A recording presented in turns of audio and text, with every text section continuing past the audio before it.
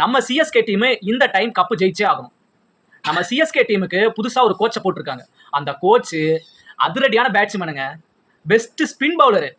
இப்போ நம்ம சிஎஸ்கே டீம்ல அஸ்வின், ரவீந்திர ஜடேஜா, தீபக் ஹூடா, நூர் அகமது, ரச்சின் ரவீந்திரா, இந்த மாதிரி ஸ்பின் பவுலர்களுக்கெல்லாம் ஒரு கோச் வேணும்பா அப்படின்னு நம்ம ரொம்ப நாளா கேட்டுட்டு இருந்தோம். அதுக்கு தான் இந்த ஸ்ரீதர் ஸ்ரீராமா போட்டிருக்காங்க. இதுக்கு முன்னாடி நம்ம சிஎஸ்கேவோட பவுலிங் கோச்சா இருந்தவங்க யாரு? பிராவோ தான் இப்போ கொல்கத்தா நைட் ரைடர்ஸ் டீமுக்கு கோச்சா போயிட்டாரு. அதனால இப்ப ஸ்ரீதர் ஸ்ரீராம எடுத்திருக்காங்க. இந்த ஸ்ரீதர் ஸ்ரீராம் வந்து 2022 வரைக்கும் ஆஸ்திரேலியாவோட கோச்சா இருந்தாரு. ஆஸ்திரேலியாவுக்கு போய் கோச்சிங் கொடுத்திருக்காரு. அந்த அளவுக்கு ஃபேமஸான கோச்சிங் அவரு. அதுக்கப்புறம் 2022ல இருந்து ஆர்சிபிக்கு வராரு. ஆர்சிபிலையும் கோச்சிங் பண்றாரு.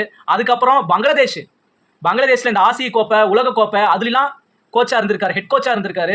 அதுக்கப்புறம் போன 2024 ஐபிஎல்ல இந்த லக்னோ ஜெயின்ஸ் இருக்குல்ல, அதுக்கு கோச்சா இருந்தாரு, பவுலிங் கோச்சா இருந்தாரு. இப்போ நம்ம சிஎஸ்கே டீமுக்கு வந்திருக்காரு.